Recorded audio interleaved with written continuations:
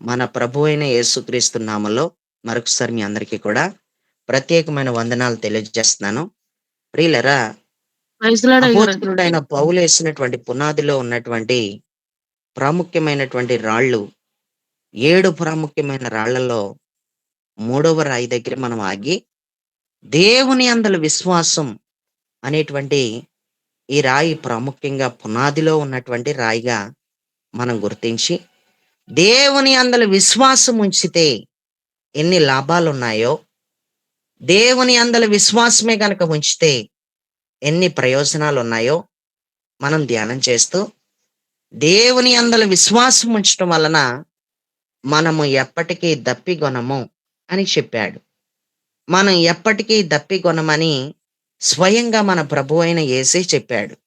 దేవుని యందలి విశ్వాసం ఉంచితే గనక ఈ లోక సంబంధమైన దాహాలు గాని, ఈ లోక సంబంధమైన దప్పికలు గాని ఉండవని ఈరోజు మనం నేర్చుకుంటా ఉన్నాం. దేవుడికి స్తోత్రం. రకరకాల దాహాలు, రకరకాల దప్పికల గురించి ఇప్పటికే ఒక్కొక్క పాయింట్ మనం ధ్యానం చేస్తూ, ప్రియులరా, మరి మనం మొన్నటి దినమున ఒక ప్రాముఖ్యమైన విషయాన్ని అయితే ధ్యానం చేసాం. ఏంటి అంటే, చాలా మంది దాహం ఆస్తి దాహం, ఆస్తికి సంబంధించిన దాహం. ఈ ఆస్తి కోసం ఎన్నో గొడవలు, ఈ ఆస్తి కోసం గోల, ఈ ఆస్తి కోసం ఆత్మహత్య దాకా వెళ్ళిపోయే ప్రయత్నాలు. ఎంతో మంది ఆత్మహత్య చేసుకొని చనిపోతున్నారు. కేవలం ఏ దాహమైనా మన జీవితంలో ఒక ఆత్మ సంబంధమైన దాహం తప్పితే ఏ దాహం ఉన్నామో అది మనకి ప్రమాదమే. ఆస్తి దాహం, ధన దాహం మన జీవితంలో మన ప్రాణాన్ని మనం కోల్పోయేలా చేసేస్తుంది. అంతేకాకుండా దేవుడికి దూరం అయిపోయేలా చేసేస్తుంది. అంతేకాకుండా ఏకంగా నిత్య జీవాన్ని కోల్పోయేలా చేసేస్తుంది. పరలోక రాజ్యం కోల్పోయేలా చేసేది ఏంటంటే నీకు ఉన్న శరీర సంబంధమైన దాహం. ఈ శరీర సంబంధమైన దాహం ఎందుకు కలుగుతుంది అంటే, ఆత్మలో నిశ్చయముగా విశ్వాసంలో పరిపూర్ణుడు అవలేదు కాబట్టి. విశ్వాస విషయంలో నువ్వింకా పరిపూర్ణుడివి అవలేదు. విశ్వాస విషయంలో నువ్వింకా పరిపూర్ణురాలు అవ్వలేదు. దేవుణ్ణి సేవిస్తున్నంత మాత్రాన, దేవుణ్ణి స్తుతిస్తున్నంత మాత్రాన, వాక్యం చదువుతున్నంత మాత్రాన, కానుకలు ఇస్తున్నంత మాత్రాన నువ్వు విశ్వాస విషయంలో పరిపూర్ణురాలు అయిపోయానని, విశ్వాస విషయంలో పరిపూర్ణుడిని అయిపోయానని నువ్వు అనుకోవచ్చు. కానీ ప్రియులరా, మనలో ప్రతి ఒక్కరం కూడా విశ్వాస విషయంలో పరిపూర్ణులమే అయితే అది చాలా ఆశ్చర్యంగా ఉంటుంది. ఆ భక్తి జీవితం, ఆ యొక్క ప్రవర్తన గల జీవితం చాలా ఆశ్చర్యంగా ఉంటుంది. ఈ లోక సంబంధమైన ఈ దప్పికలన్నీ కూడా పరలోక రాజ్యాన్ని కోల్పోయేలా చేసేస్తున్నాయి. దేవుడికే దూరం అయిపోయేలా చేసేస్తున్నాయి. నీ ప్రాణాన్ని నువ్వు కోల్పోయేలా చేసేస్తున్నాయి. నీకున్న మనశ్శాంతిని కోల్పోయేలా చేసేస్తున్నాయి. నీ ముఖంలో మార్పులు తీసుకొచ్చి పెట్టేస్తున్నాయి. ఆస్తి కోసం ఎన్ని గొడవలో, ఆస్తి కోసం కుటుంబాలు విడిపోని, డబ్బుల కోసం కుటుంబాలు విడిపోని, కేవలం ఆస్తి దాహం కానీ, ధన దాహం కానీ యేసుక్రీస్తు ప్రభువు నందు ఉన్న మనలో ఎవ్వరికీ ఉండకూడదు. ఆస్తికి సంబంధించిన దాహమున్నా, ధనానికి సంబంధించిన దాహమున్నా, నేను చెప్తున్నాను, మరలా చెప్తున్నాను, విశ్వాస విషయంలో పరిపూర్ణురాలివి, పరిపూర్ణుడివి అవ్వలేదు కాబట్టే ఈ రకమైన దాహం నీకు కలుగుతుంది. నీలో నిజంగా పరిపూర్ణమైన విశ్వాసమే గనక ఉంటే, నువ్వు విశ్వాస విషయంలో స్థిరపడిన వ్యక్తివే అయితే, అసలు ఈ శరీర సంబంధమైన దాహాన్ని ఖచ్చితంగా నువ్వు కలిగి ఉండవు. ఈ శరీర సంబంధమైన దాహం కాదు నీకు.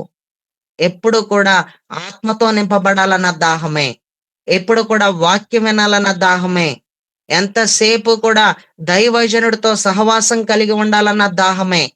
ఈ దాహం తప్పితే ఇంకా నీకు వేరే దాహమే నీకు ఉండదు. కానీ నీకు రకరకాల దాహాలకి కారణం దేవుని ఆత్మ నీతో ఈరోజు మాట్లాడుతున్నాడు. ఇంకా నువ్వు విశ్వాస విషయంలో స్థిరపడలేదు, నువ్వు విశ్వాస విషయంలో పరిపూర్ణుడు అవ్వలేదు అని ఈ రోజు తేల్చి చెప్తున్నాడు. దేవుడికి స్తోత్రం. ఆస్తి దాహం కానీ, ధన దాహం కానీ ఎవరి జీవితంలో అయితే ఉంటుందో ప్రియులరా, వాళ్ళు ఎప్పటికే తగ్గరండి.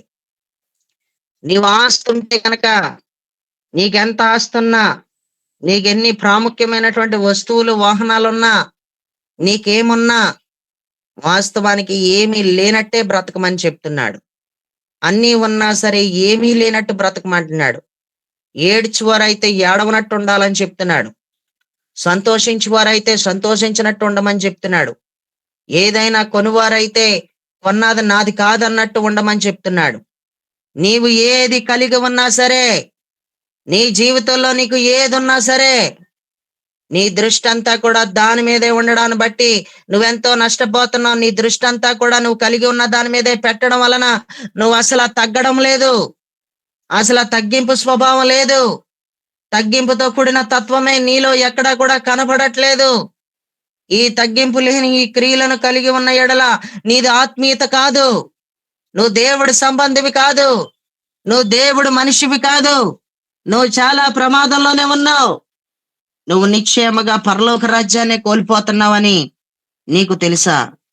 పరిశుద్ధ గ్రంథంలో ఎంతమంది లిస్ట్ చూపించానో నేను చాలా మంది లిస్ట్ నేను చూపించాను ప్రియులరా. గురువారం నేను చాలా లిస్ట్ చూపించాను. ఎంతమంది భక్తులు, ఎంతమంది పని వాళ్ళను కలిగిన వాళ్ళు ఎంత తగ్గిపోయారో, ఎన్ని మందలు కలిగిన వాళ్ళు ఎంత తగ్గిపోయారో, ఎంత ఆస్తి కలిగిన వాళ్ళు తగ్గిపోయారో, తగ్గిపోయిన వారి యొక్క లిస్ట్ అంతా కూడా నేను మీకు చూపించడం జరిగింది. సుంకరి ఎంతో తగ్గిపోయాడు, అబ్రహాం ఎంతో తగ్గిపోయాడు, యాకోబు ఎంతో తగ్గిపోయాడు, మోషే ఎంతో తగ్గిపోయాడు, గిద్యోన్ ఎంతో తగ్గిపోయాడు, ఏలియా ఎంతో తగ్గిపోయాడు, దావీద్ ఎంతో తగ్గిపోయాడు, యెషయా గారు ఎంతో తగ్గిపోయాడు, బాప్తిస్మాలిచ్చి యోహాను తగ్గిపోయాడు, అపోస్తలుడైన పౌలు తగ్గిపోయాడు. స్వయంగా పరలోకం నుండి ఈ భూలోకానికి దిగొచ్చిన మన ప్రభు అయిన యేసు ఎంతగా తగ్గిపోయాడంటే పరిచారకుడు అయిపోయినంతగా తగ్గిపోయాడు. నేను పరిచారం చేయటానికి వచ్చానన్నంతగా ఆయన తగ్గిపోయాడు. ఆయన ఎంత గొప్పవాడో! యేసు కంటే గొప్పవాళ్ళు ఈ భూమి మీద ఎవరూ లేరు. గొప్పవాడైన యేసే సమస్తమును ఆయన పాదముల కింద ఉన్నప్పటికీ ఆయన లేకుండా ఏది కలగలేదని ఆయన గురించి రాయబడినంత గొప్పవాడైనప్పటికీ ఆయన ఎంతో తగ్గిపోయాడు. ఆయన ఎంతో తగ్గిపోయాడు. ఆయనలో ఎంతో తగ్గింపు కనపడుతుంది. ఈ రోజు నీవైనా నేనైనా తగ్గకుండా, మన జీవితంలో తగ్గింపు కలిగిన తత్వం లేకుండా లోపల నుంచి, ఆంతర్యంలో నుంచి నీకు తగ్గింపు అనేది దేవుడు రావాలని కోరుకున్నాడు. అది లోపల నుంచి వస్తేనే అది సరిగ్గా ఉంటుంది. లోపల నుంచి లేనిది బయట నువ్వేం చేసినా తెలిసిపోతుంది. నీది నిజమైన తగ్గింపు కాదో అనేది ఖచ్చితంగా తెలిసిపోతుంది. నీ లోపల నుంచి నిజమైన తగ్గింపు ఏమున్నా సరే నువ్వేమీ లేని దానిగానే బ్రతకాలి. నీకేమున్నా సరే నువ్వేమీ లేనివాడిగానే బ్రతకాలి. నువ్వు తగ్గట్లేదు అంటే నీకు ఈ లోక సంబంధమైన దప్పిక ఎక్కువైపోయింది, ఈ లోక సంబంధమైన దాహం ఎక్కువైపోయింది. ఆస్తికి సంబంధించిన దాహం, ధనానికి సంబంధించిన దాహం, ఇది చెట్ట చివరికి నిన్ను ముంచే పోతుంది.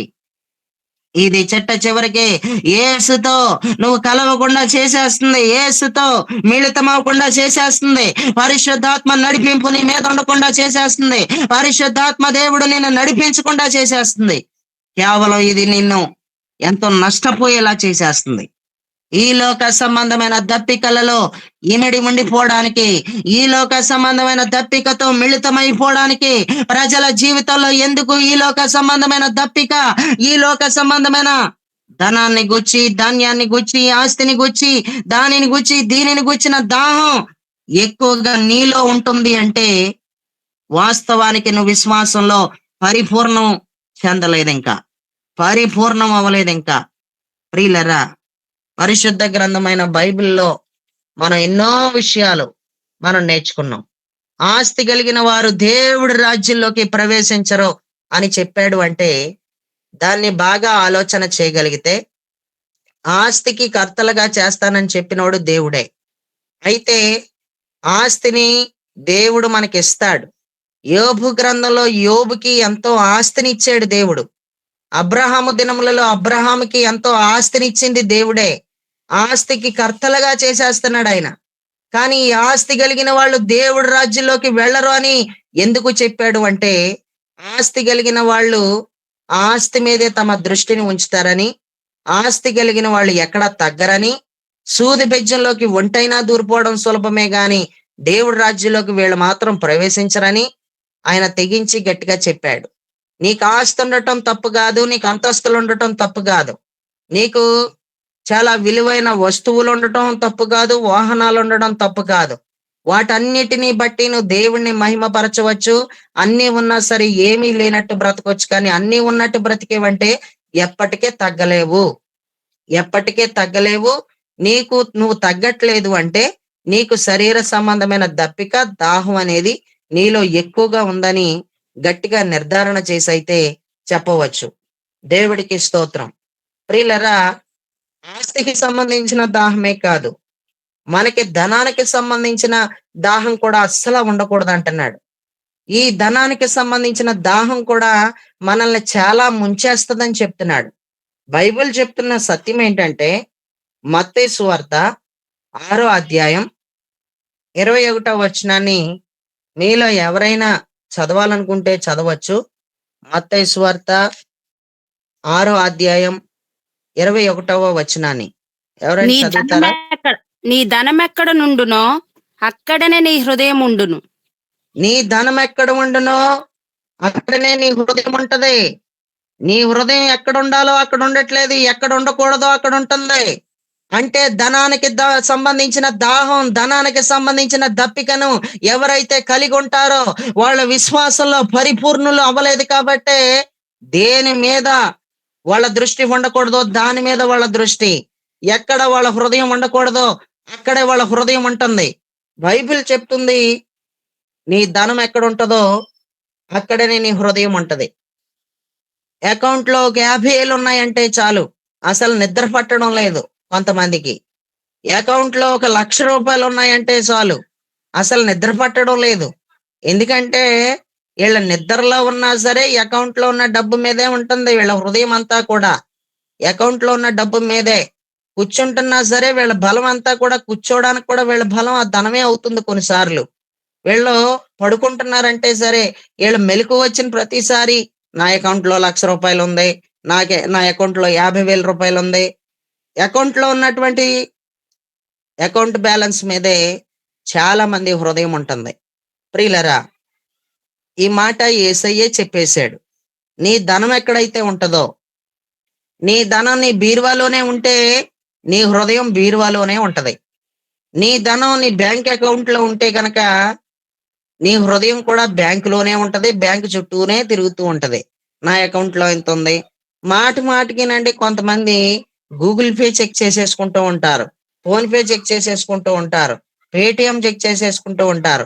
నా అకౌంట్ లో బ్యాలెన్స్ అనుకున్నది అంతే ఉందా లేదా, వెనక్కి కట్ అయిపోయిందా?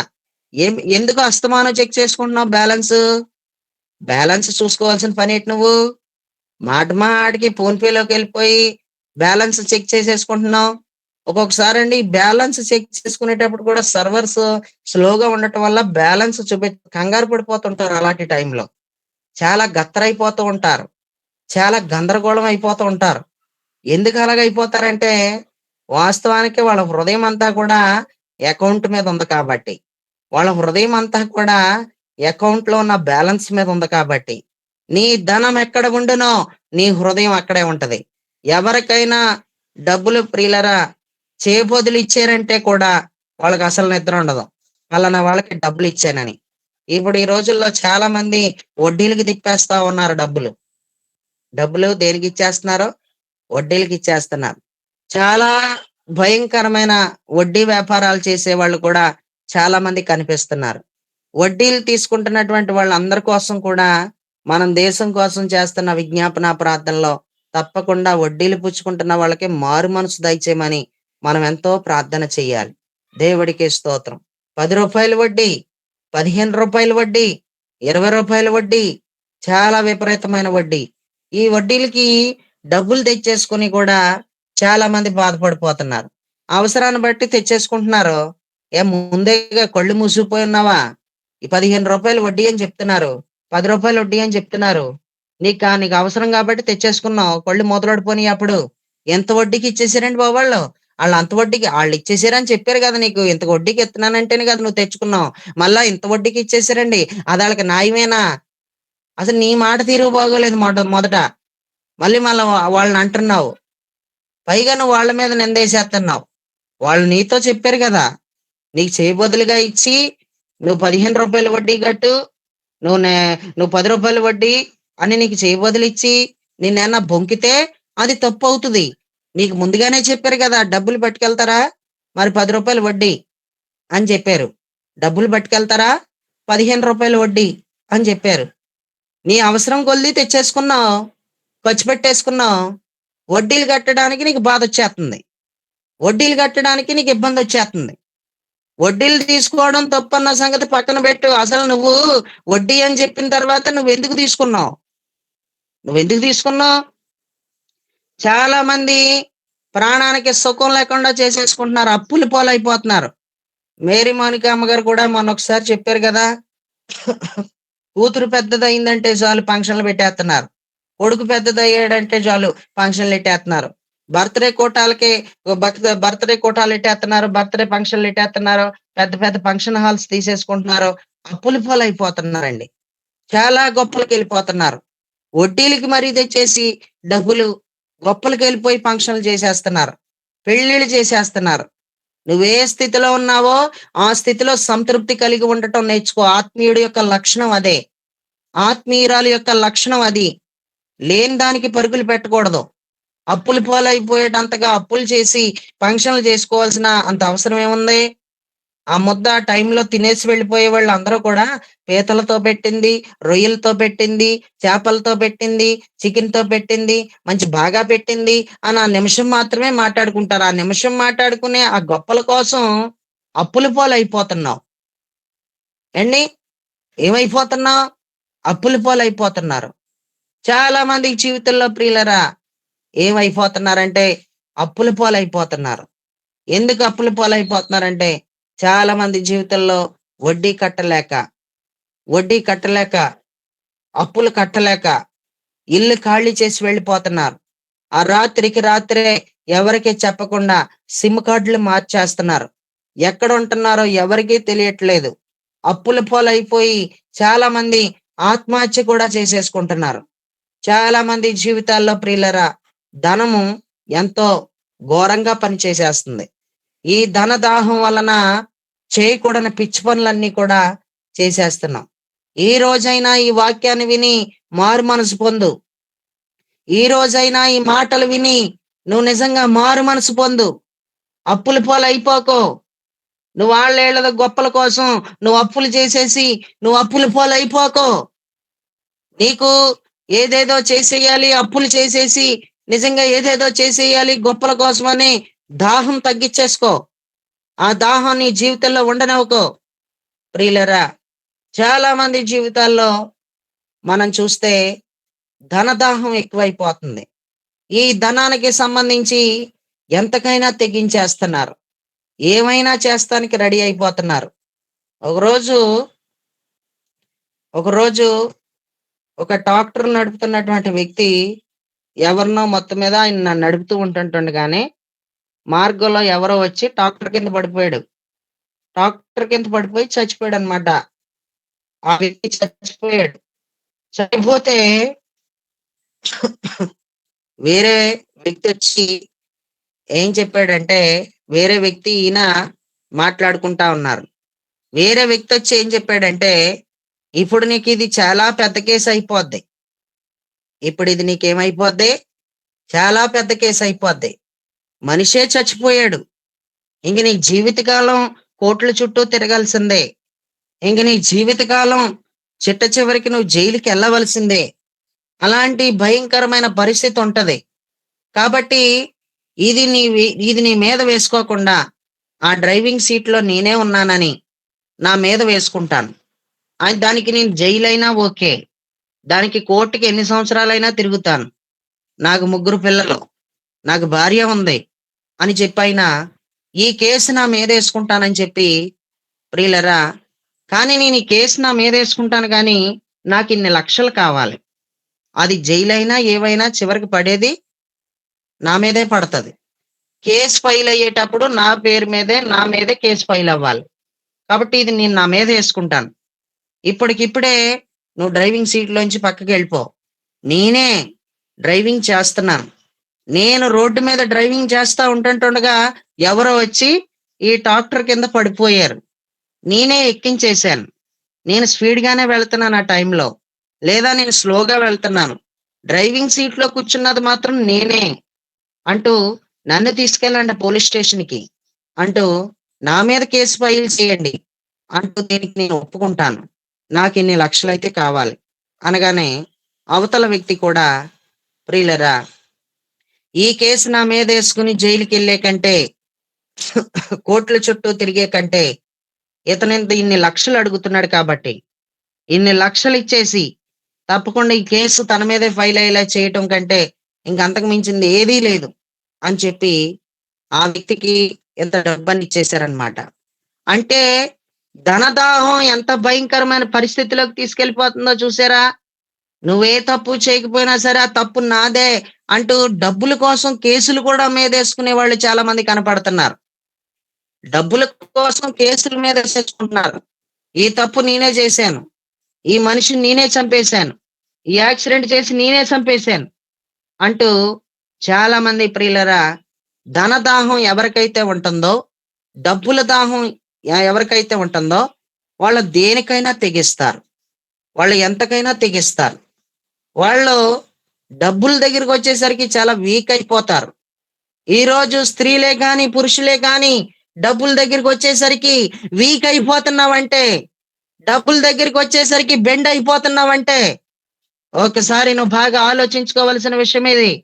నీకు ధనదాహం ఎక్కువైపోతుంది. నీకు ధనానికి సంబంధించిన దప్పిక ఎక్కువైపోబట్టే నువ్వు బెండ్ అయిపోతున్నావు.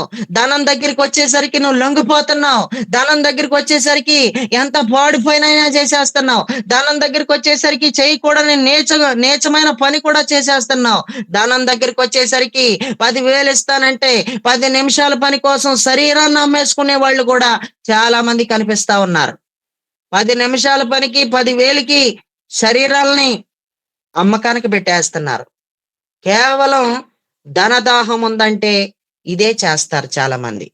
ఈ ధనాపేక్ష ఏ మనిషిలో అయితే ఉంటదో ఆ మనుషుడికి మనశ్శాంతి ఉండదు.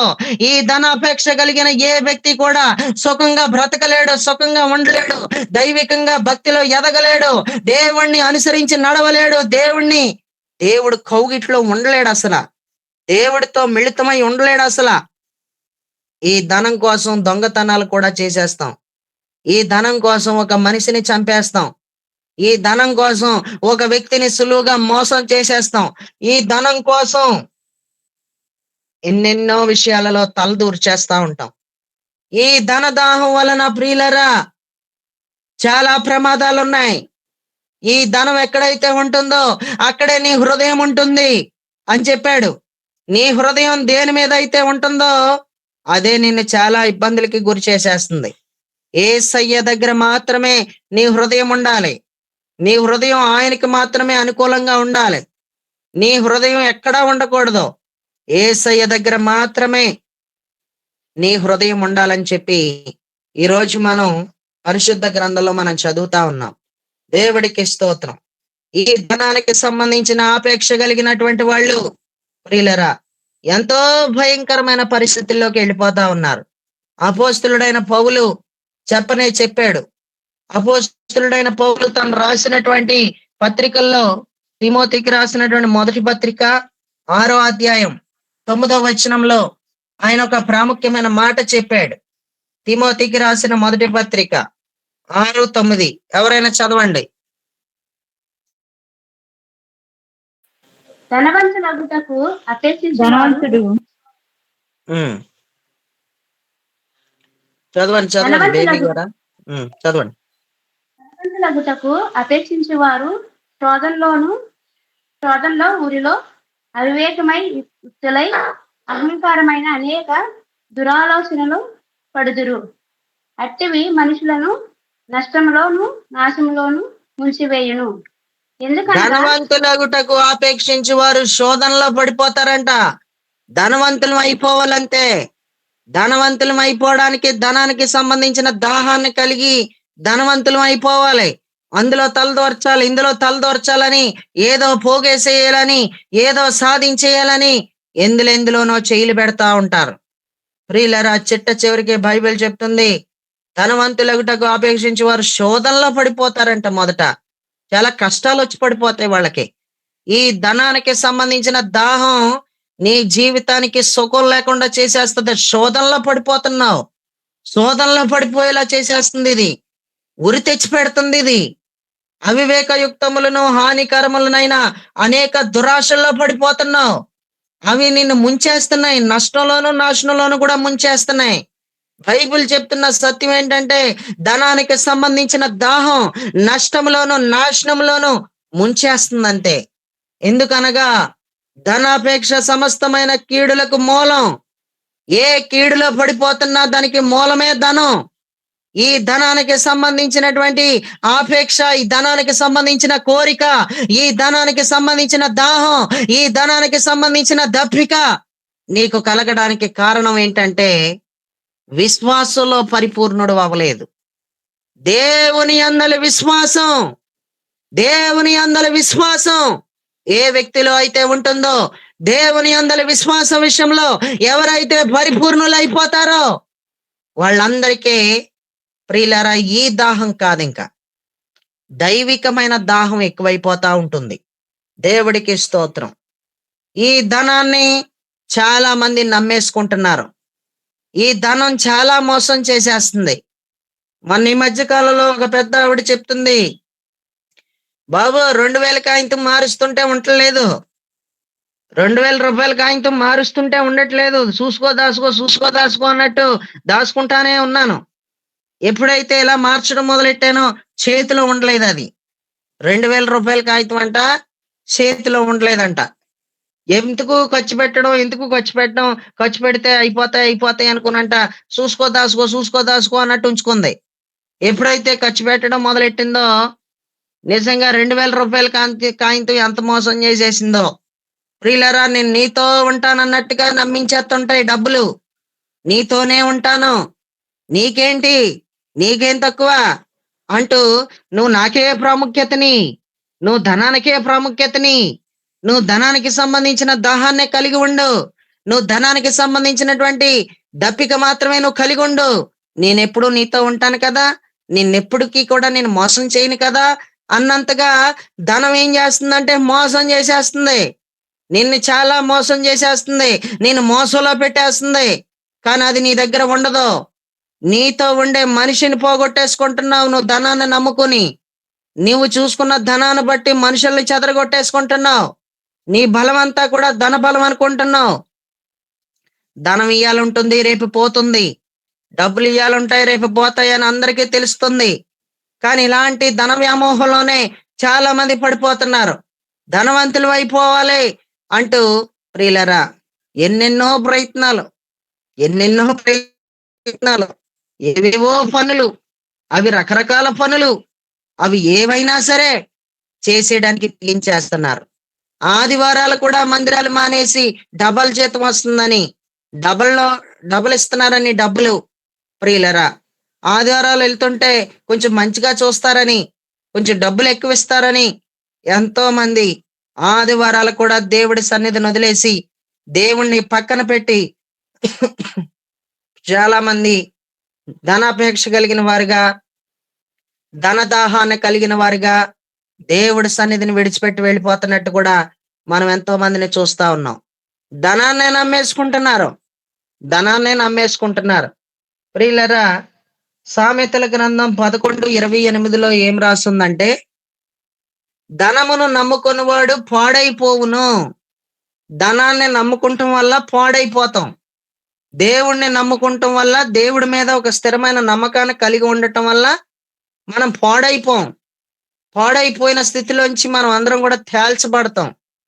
ఇప్పుడు నువ్వు పాడైపోవడానికి కారణం నీ జీవితం పతనం అయిపోవడానికి కారణం నువ్వు దేవుణ్ణి నమ్మలేదు, నువ్వు ధనాన్ని నమ్మావు.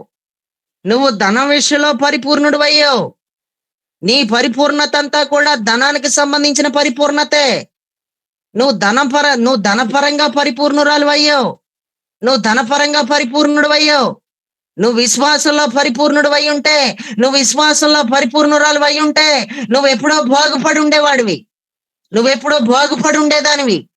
నువ్వు దేన్ని నమ్ముకోవాలో దాన్ని నమ్ముకోలేదు, ధనమును నమ్ముకున్నావు. ధనమును నమ్ముకొని వాడు పాడైపోవును అని దీంట్లో రాశాడు. ప్రియులరా, ఈ మోసం చేసేసే ఈ ధనం కొన్ని నిమిషాలుండి మరి కొన్ని నిమిషాల్లో వేరే చేతుల్లో కనబడే ఈ ధనం వాస్తవానికి ఎక్కడ కూర్చుకోవాలన్నది కూడా రాసేసాడు.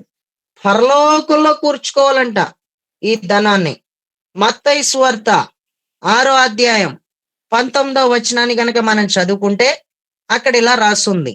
మత్తయి సువార్త 6వ అధ్యాయం 19వ వచనాన్ని గనక మనం చదువుకుంటే భూమి అక్కడ ఇలా మీద రాస్తుంది. మీ భూమి మీద మీ కొరకు ధనమును కూర్చుకొనవద్దు. ఇక్కడ ఆ. చిమ్మెటయు తుప్పును తినివేయును. దొంగలు కన్నము వేసి దొంగిలెదరు. భూమి మీద మీ పరలోకము కొరకు అసలు చాలు. భూమి మీద మీ కొరకు అసలు ధనమును కూర్చుకోకండి. భూమి మీద మీ కొరకు ధనాన్ని సంపాదించుకోకండి. భూమి మీద మీ కొరకు ధనాన్ని సంపాదించుకుని అకౌంట్లోకి తోసేసుకుంటున్నారు. అకౌంట్లోకి తోసేయకండి, పరలోకంలోకి తోసేయండి అంటున్నాడు. పరలోకంలోనే మీ ధనాన్ని కూర్చుకోండి. అక్కడ దొంగలు ఎవరో ఉండరు. ఇక్కడ మీరు ఎక్కడైనా సరే కూర్చుకున్నారంటే దొంగలన్నా ఉండొచ్చు, లేదంటే చిమ్మెటయు తుప్పును తినివేసేస్తాయి, దొంగలు కూడా కనవేసేస్తారు అని చెప్పాడు. చిమ్మెట అనే మాటకు అర్థం కొంతమందికి తెలియదు. చిమ్మెటయు అని చెప్పాడు కదా. చిమ్మెటయు అంటే చెదపురుగులని అర్థం. చెదపురుగులన్నా తినేస్తాయి నీ ధనాన్ని భూమి మీద దాచుకుంటే. దాచుకుని ఆ కాగితాలు లోపల పెట్టుకున్నంత మాత్రాన అవి ఎలా ఉంటాయి అనుకుంటున్నావేమో. చెదపురుగులన్నా తినేస్తాయంట. అంతేకాకుండా తుప్పు కూడా తినేస్తుందంట. అందుకే ఏమని చెప్పాడంటే కింద వచనంలో చదువుకుంటే పరలోకమందు మీ కొరకు ధనమును కూర్చుకోండి అన్నాడు. ఇప్పుడు పరలోకంలో ధనాన్ని ఎలా కూర్చుకుంటాం? పరలోకంలో ధనాన్ని ఎలా కూర్చుకుంటామంటే నేను 2 విషయాలు చెప్తాను. పరలోకంలో నీ ధనం సమకూర్చబడిందా? పరలోకపు అకౌంట్ లోనే నీ ధనం దాచుకున్నావా? దేవుడు నిన్ను ఏం చెప్తున్నాడంటే ఈ భూమి మీద నీ ధనాన్ని కూర్చుకోకు. ఈ భూమి మీద ఎవరైనా ధనాన్ని కూర్చుకుంటే ప్రియులరా, వాళ్ళ హృదయం అక్కడే ఉంటది. వాళ్ళు దానికే ప్రాముఖ్యత ఇస్తారు. ఇక యేసుకి ప్రాముఖ్యత ఇవ్వరు. ఈ భూమి మీద ధనాన్ని కూర్చుకుని ఎవరైతే తమ అకౌంట్ లో దాచుకుంటారో వాళ్ళ ధనం మీదే వాళ్ళ హృదయం ఉంటది. కాబట్టి వాళ్ళకున్న ధన బలాన్ని బట్టి వాళ్ళు ఎక్కడా లొంగరో, వాళ్ళు ఎక్కడా లోబడరో. ఎందుకంటే వాళ్ళ దాహం అంతా కూడా ధన దాహం. కాబట్టి ఈ ధన దాహం ఎవరికైతే ఉంటుందో ప్రియులరా, వాళ్ళ దేవుడు పనులకి అస్సలు ఖర్చు పెట్టరన్నమాట.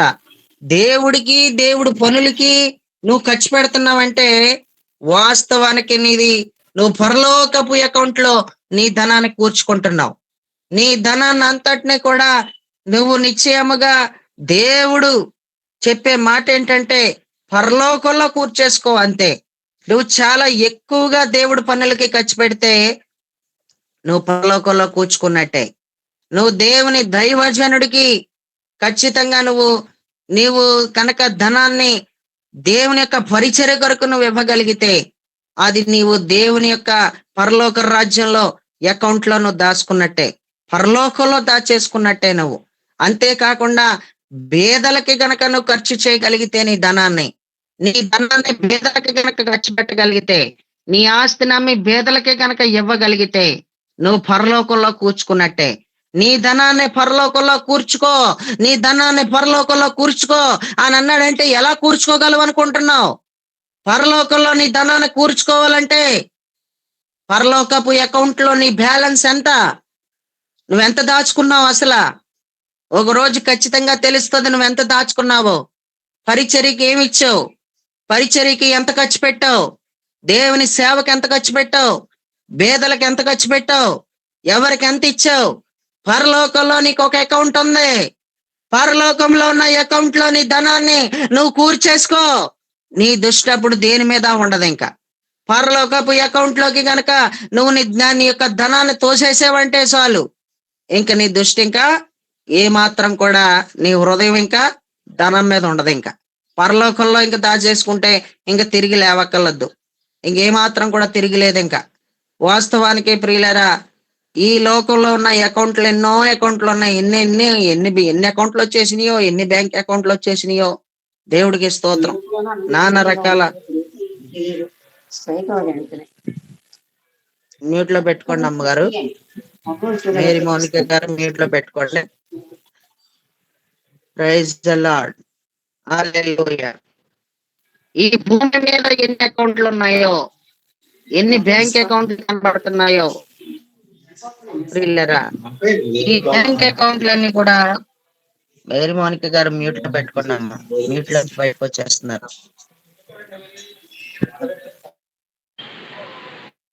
స్తోత్రం. ప్రియులరా, బాగా ఆలోచన చేయితే ఏ అకౌంట్ లో డబ్బులు దాచుకున్నా సరే మాటి మాటికి చెక్ చేసుకుంటామే. నిద్రలో కూడా లేచి చెక్ చేసుకుంటామే. అకౌంట్ లోంచి బ్యాంక్ కూడా అయినా కట్ చేసేసుకున్నాడా, ఎవరైనా ఏమైనా కట్ చేసేసుకున్నారా, ఏటీఎంకి ఏం కట్ అయిపోయింది, మెసేజ్లు మెసేజ్లు రావడానికి కూడా డబ్బులు కట్ అవుతాయి, దానికి ఎంత కట్ అయిపోయింది, లోన్కి ఎంత కట్ అయిపోయింది, దానికి ఈఎంఐకి ఎంత కట్ అయిపోయింది, ఇంకెంతసేపు కూడా దేనికి ఎంత కట్ అయిపోయింది, ఎక్స్ట్రా ఎవడైనా కట్ చేసేసుకున్నాడా, ఎవడైనా దొంగిలించేసాడా, ఎవడైనా ధనాన్ని తీసేసుకున్నాడా, ఎంతసేపు కూడా అకౌంట్ లో బ్యాలెన్స్ చెక్ చేసుకుంటామే. కానీ పరలోకపు అకౌంట్ లో దాచుకుంటే ఇంకా చెక్ చేసుకోవాల్సిన పనే లేదు. ఇంకా ఈ అకౌంట్ లో దాచుకుంటే ఏ దొంగలైనా ఉండొచ్చు, ఏ మోసాలైనా జరగవచ్చు, కానీ పరలోకపు అకౌంట్ లో దాచుకుంటే ఇంకా ఏ మోసాలు జరగవండి. దేవుడికి స్తోత్రం. అందుకే నీ ధనాన్ని ఒక దైవజనుడికి పరిచర్యకి ఇచ్చి ఖర్చు పెట్టమంటంలో నీ ధనం పరలోకంలో కూర్చుకోగలుగుతావు. రెండోది, పేదలకి పెట్టడంలో, పేదలకి ఇవ్వటంలో కూడా నీ ధనాన్ని పరలో నువ్వు కూర్చుకోగలుగుతావు. దేవుడికి స్తోత్రం. ప్రియులరా, ఈ ధనం గురించి మనం ఆలోచనతే యేసుక్రీస్తు ప్రభువారికి అన్యాయపు సిరి అని కూడా చెప్పాడు. లోక సువార్త 16:9 చదివితే, అన్యాయపు సిరి వలన మీకు స్నేహితులను సంపాదించుకొనడి. ఎక్కడికక్కడే స్నేహితులు తయారైపోతారండి. మనకి ఎక్కడికక్కడే మనుషులు మనకి పరిచయాలు అయిపోతారండి. ధనమే కనుక ఉంటే అందరూ నీ మనిషినే అన్నట్టుగా నీకు దగ్గర అయిపోతారండి. నీ కింద వాలిపోతారండి నీ దగ్గర ధనం ఉంటే. అన్యాయపు సిరి వలన మీకు స్నేహితులను సంపాదించుకోండి అన్నాడు. స్నేహితులను సంపాదించుకోవాలంటే ఖచ్చితంగా మన దగ్గర ఏముండాలంటున్నాడో, అన్యాయపు సిరి. ఈ అన్యాయపు సిరే మనుషుల్ని సంపాదించుకునేలా కూడా చేసేస్తదంట. ఈ ధనము గలవానికి స్నేహితులు అధికంగా ఉంటారని కూడా సామెతల గ్రంథం 19:4 చెప్పేశాడండి. సామెతలు 19:4 చెప్పేశాడు, ధనము కలిగిన వానికి స్నేహితులు అధికంగా ఉంటారు. చాలా మంది ధనాన్ని కలిగిన వాళ్ళని మనం చూస్తే చిన్న కార్యక్రమానికైనా పెద్ద కార్యక్రమానికైనా ప్రియుల చాలా విస్తారంగా జనాలు ఉంటారు. ఎందుకు అంత జనం ఉంటారో తెలుసా? ధనము కలిగిన వానికి స్నేహితులు అధికంగా ఉంటారని యేసయ్యే చెప్పేశాడు. ధనము కలిగిన వారు అన్యాయపు సిరి వలన స్నేహితులను సంపాదించుకొనుడి అని కూడా చెప్పేశాడు ఆయన. దేవుడికి స్తోత్రం. బైబిల్ చెప్తున్న సత్యం ఏంటంటే, విస్తారమైన ధనం ఉండటం కంటే యెహోవా యందు భయభక్తులతో కూడా కొంచెం కలిగి ఉండటం మేలంట. సామెతలు 15:16 చదివితే, నెమ్మది లేకుండా విస్తారమైన ధనం ఉండుట కంటే యెహోవా యందలి భయభక్తులతో కూడా కొంచెము కలిగి ఉండుట మేలు. అదే మేలు అంటున్నాడు. ఎందుకో విస్తారమైన ధనం ఉంటే ఏం సుఖం? నెమ్మది లేదు. కొంతమంది జీవితాలకి ఏం లేదు చెప్పండి? ఎంత విస్తారమైన ధనం ఉంటే ఎందుకు? ప్రశాంతత లేదు. ఏది ఏమైనా ధనం మీద మన దృష్టి ఉండకూడదు. ధనం ఎక్కడ ఉంటుందో అక్కడ మన హృదయం ఉంటుంది. ధనదాహం అస్సలు ఉండకూడదు. ఈ ధనదాహం నీకున్న ప్రశాంతతని వృద్ధి చేసిందా? నీకున్న ప్రశాంతతని పోగొట్టేసిందా? నీకున్న నెమ్మదిని వృద్ధి చేసిందా? నీకున్న నెమ్మదినే పోగొట్టేసిందా అనేది కూడా బాగా ఆలోచించుకోవాలి. సామెతల గ్రంథం 27:24 ఏం చెప్పాడంటే, ధనము శాశ్వతం కాదు, కిరీటం తరతరములుండునా అని చెప్పాడు. అంతేకాకుండా ప్రియులరా, అపోస్తులుడైన పౌలు గారు తిమోతికి రాసినటువంటి మొదటి పత్రిక 6:17 ఏం చెప్పాడంటే, ఇహమందు ధనవంతులైన వారు గర్విష్ఠులు కాక అస్థిరం అది. ఈ స్థిరత్వం కాదు ఈ ధనానికి. అస్థిరమైన ధనమునందు నమ్మిక ఉంచక సుఖముగా అనుభవించుటకు సమస్తమును మనకు ధారాళముగా దయచేయు దేవుని యందే నమ్మిక ఉంచుడని ఆజ్ఞాపించుము అంటూ మరలా వచ్చిందన్నమాట. మనమంట ధనమును ఏమాత్రం కూడా నమ్మకూడదంట. అస్థిరమైందంట ఇది. ఈ ధనం స్థిరంగా ఉండదంట. మరలా వచ్చిందన్నమాట. అస్థిరమైన ధనమును నమ్ముకోవద్దు. అస్థిరమైన ధనమందు మీరు నమ్మిక ఉంచక సుఖముగా ఉండాలనుకుంటున్నారా? సంతోషంగా ఉండాలనుకుంటున్నారా? సమాధానకరంగా ఉండాలనుకుంటున్నారా? అయితే సమస్తమును మనకు ధారాళముగా దయచేయు దేవుని యందే నమ్మిక ఉంచాలని నేను మీకు ఆజ్ఞాపించుచున్నాను అంటూ పౌల పత్రికలో చెప్పాడు. ఈరోజు ఈ మాటలు వింటున్నటువంటి నా ప్రియులరా, ఈ ధనదాహం, ఈ ఆస్తి దాహం మన జీవితానికి నష్టాన్ని, కష్టాన్ని తెచ్చిపెట్టడమే కాదు, పరలోక రాజ్యం కోల్పోయేలా చేసేస్తుంది. ఈ రోజు ధనం కోసం ఏం చేస్తున్నావో చూసుకో. అసలు ధనం కోసం నువ్వు చేసే పనులేంటి? ధనదాహం వలన నీ జీవితంలో ఏం కూడబెట్టేస్తావు? నీ ధనదాహంతో ఏం కూడబెట్టేయాలనుకుంటున్నావు? ఏం దాచేయాలనుకుంటున్నావు? నువ్వెంత కూడబెడదామన్నా సిల్లి సంచిలో వేసినట్టే పోతుంది. ఎందుకంటే నువ్వు దేవుడి పరిచర్యకి అసలు ఇవ్వడం లేదు. అసలు నువ్వు నీ చేతులలో 1 రూపాయి కూడా ఉండకుండా ఉండడానికి కారణం ఏంటంటే నువ్వు 1 రూపాయి కూడా దేవుడి పరిచర్యకి నువ్వు ఖర్చు పెట్టడం లేదు. అసలు పరలోకపు అకౌంట్ లో రేపు ఏం చూసుకుంటావు? నీ పరలోకపు అకౌంట్ లో 0 బ్యాలెన్స్ తప్ప అక్కడ ఏముందని నువ్వు చూసుకుంటావు. రేపు చాలా సిగ్గుపడతావు. చూసిన వాళ్ళు అంటారు, ఏంటి నీ అకౌంట్ లో డబ్బులు లేవా అని అడుగుతారు రేపు పరలోకంలో. ఏం చెప్తావు? ఈ భూమి మీద ఉంటుండగానే పరలోకపు అకౌంట్ లోకి తోసేసుకోవాలి. డబ్బంతా కూడా పరలోకపు అకౌంట్ లో దాచేసుకోవాలి. పరలోకపు అకౌంట్ లో పెట్టేసుకోవాలి. డబ్బులన్నీ కూడా దేవుడికి స్తోత్రం. నీ ధనాన్ని అక్కడే కూర్చేసుకోవాలి. పేదలకి ఖర్చు పెట్టడంలో, దైవజనుడి పరిచర్యకి, దైవజనుడికి ఇవ్వడంలోనే నువ్వు పరలోకంలో కూర్చుకోగలవని ఈ రోజు నిన్ను జ్ఞాపకం చేస్తా ఉన్నాను. దేవుడికి స్తోత్రం. ప్రియులరా, ఈ ధనం కోసం గొడవలు, ఈ ధనం కోసం గందరగోళం, ఈ ధనం కోసం ప్రియులరా కుటుంబాల్లో సమాధానం లేదు. ఈ ధనం కోసం ఎంతెంతో గలిపిల్లి రేగిపోతున్నాయి. కుటుంబాలు విడిపోని, రక్త సంబంధాలు విడిపోయారు. ప్రియులరా, ఎంతో మంది జీవితాల్లో గాయాలను తెచ్చిపెట్టి ఈ ధనానికి సంబంధించిన దాహం, ఎంతో మంది జీవితాల్లో మనస్వాదాలు తీసుకొచ్చి పెట్టిని ఈ ధనం తీసుకొచ్చి పెట్టింది మంచేది లేదు.